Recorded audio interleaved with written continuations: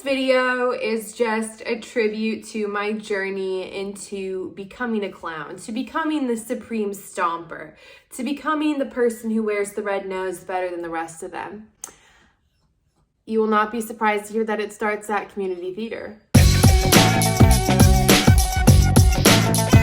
I'm sure that many of you saw the title of my first kiss being Shrek. If that's what you're here for, I will be putting timestamps for the whole thing, so just head on down to the description and you can listen to that story. But I would recommend tuning in for the whole thing. If not, you'd be missing out on this fabulosity. If you couldn't tell from my sizzling personality and utter lack of self-awareness, I got my starts in community theater.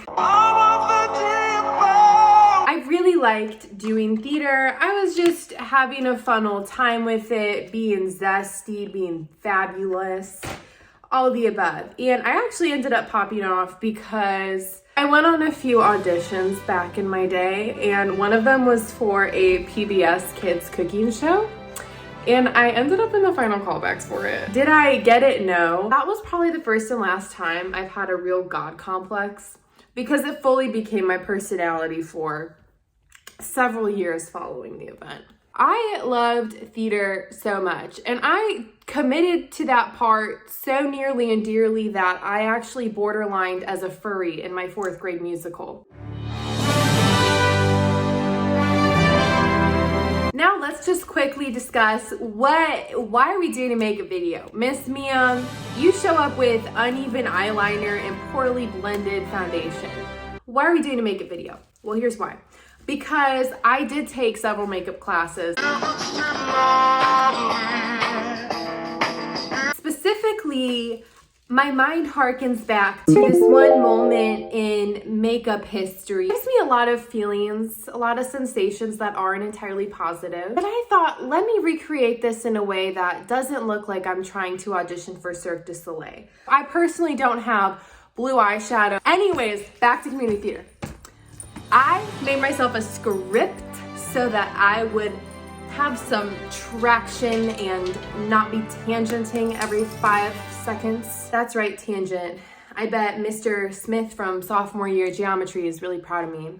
I was freshman year, so he's probably not proud of me for forgetting that. Anyways, now it's time for my laundry list of community theater experiences that were just so magical. I have not forgot them as a fully formed adult.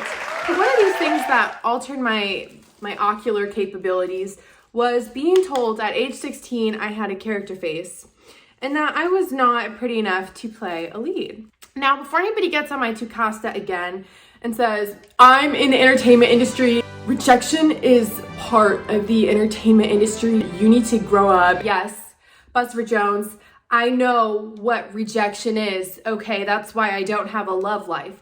But that being said, a 16-year-old, I have so many thoughts. If I was agenting up and down the streets of Alabama and doing movies or something and you want to tell me I have too many eyebrow hairs, I guess fine if you're paying me. So this same year, I end up doing a show, which is essentially a ripoff of Game of Thrones using the public domain Disney princesses. Of course, I was the Little Mermaid. Ow, jump scare.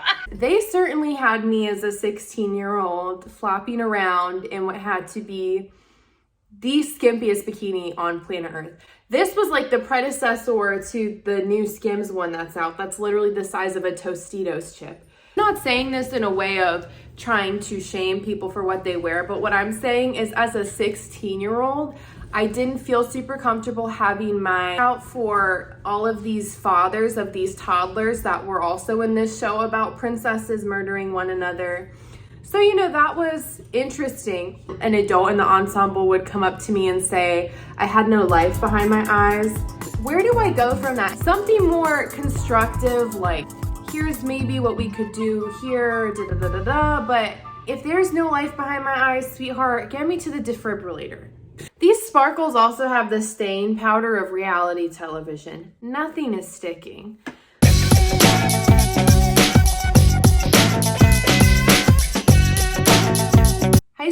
year went slightly better for me. My junior year rolled around and our musical was Shrek. I was super fortunate because the couple that directed the musicals my junior and senior year, absolute angels. Also, second disclaimer, as a former Floridian, half of my foundation does not match me.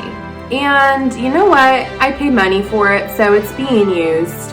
You know what? Maybe I want to look like a stepmother to two bratty kids on a travel soccer team. Ever think of that? You will never guess who was Fiona. Obviously, you know it was me.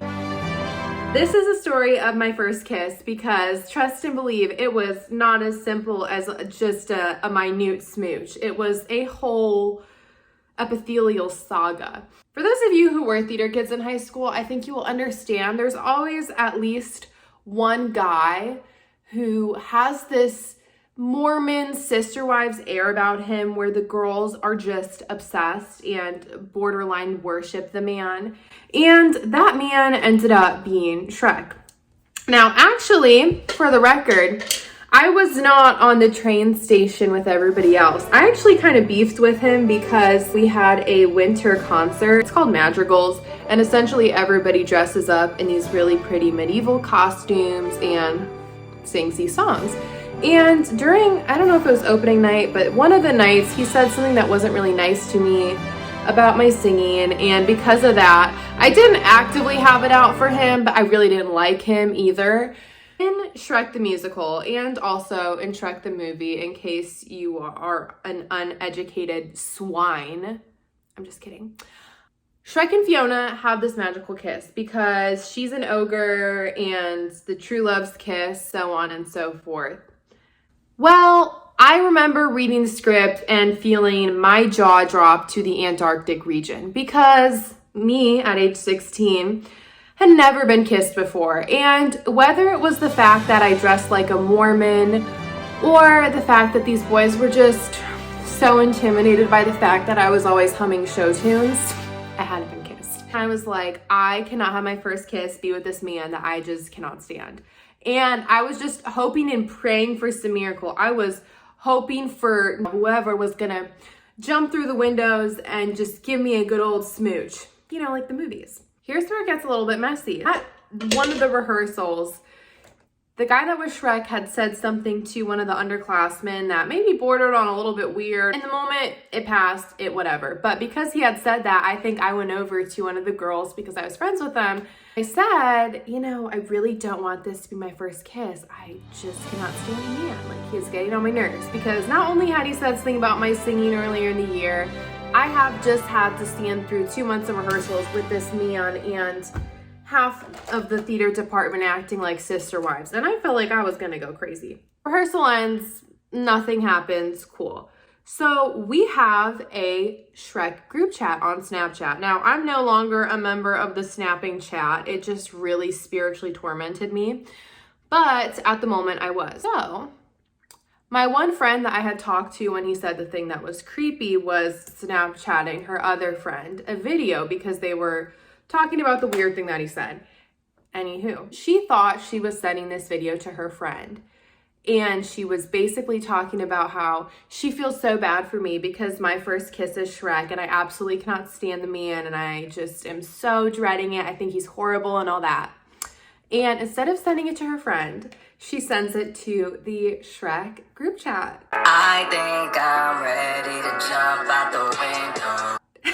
So now everyone knows I can't freaking stand the man, and 2, that he will be my first kiss, which was just stunning. Immediately, the inner advertising major in me jumps out, and I send him a message like, don't be offended, like, da-da-da, it's just my first kiss, and I really wanted it to be with, like, someone I knew. He responds to me saying, it's not that big of a deal, it's just a first kiss, it's not even real, da-da-da. And he was, like, nice enough about it, given the fact that, like, I literally just got broadcast that I thought he was gross. So thank you, Jacob, for that.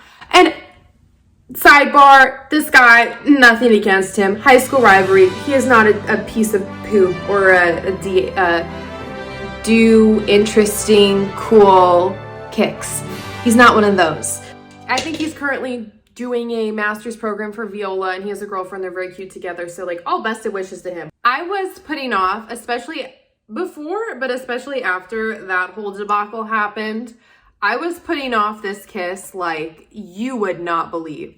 So it's Tech Week and it's drawing closer and closer, but I'm just in extreme denial. Again, I believe that Jacob Elordi, I believe that the Ohio State men's hockey team is going to parachute from the sky and all kiss me. So brother husbands for the win. Anywho, I have to concentrate really quickly.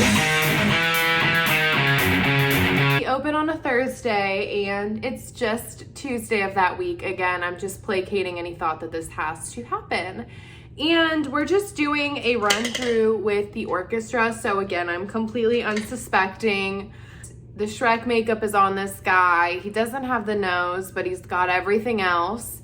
And, you know, we're just running and I'm just standing there thinking we're going to do the lines because we're not even in blocking position for the show. In Shrek, when they kiss, it's coordinated with the orchestra because, as you know, it's a musical. I say my little line, he says his little line. We're not doing blocking, neither is the ensemble, so I'm not thinking anything's gonna happen.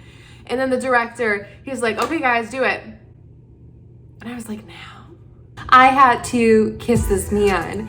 And when I say I kissed him, I mean, it was like my patellar reflex, okay? It was like, I was in and out of there. It was so quick. It was... And immediately after, like the second I was allowed to leave the vicinity, I bolted to the dressing room. My friend Nishma, she followed after me and I took this amazing video, which I am once again gifting the global society. Hi. If you're watching this, you're married to me. I really tried to hold out for you, but Shrek is my first kiss and it just happened. And his lips are like a freaking frog. He's so slimy. People are here. Oh my God. Because of all of the drama surrounding the kiss, I got nominated for my school's drama club's most embarrassing moment. Because we pretty much had a gala at the end of every year and there was all these awards and most embarrassing was one of them. I actually am very proud to admit that I was 2 out of the 4 nominations. Because not only did I have the Snapchat scandal, but I also, on one of the nights, was whipping my hair so hard during the transformation scene that my ogre ears flew off of my head and into the ensemble, which was really fun. The thing, though, that really spiritually bothered me is that my senior year, after not winning most embarrassing moment my junior year, I was campaigning for most embarrassing my senior year. I just thought it was so iconic. I was also on the board for drama club. And so literally at the meetings, I said, everybody vote for me for most embarrassing. Because I knew damn well and good no one was going to vote for me for best actress or anything funny. So I was like, you know what, I can win most embarrassing. And I still lost. Which is probably more embarrassing than the fact I was nominated so many times. Since then, I haven't had too many opportunities to perform, save for doing an Elmo impression in front of one of my friends and then the entire men's water polo team walking past me. That was fun. Welcome back, America.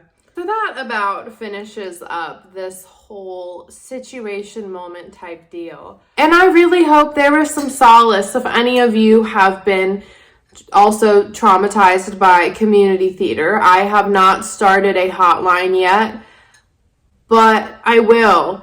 And remember, never let yourself be humbled by somebody who peaked in high school. I feel like too many of us are forgetting it spiritually. But all of that being said, sexy and senile, signing off.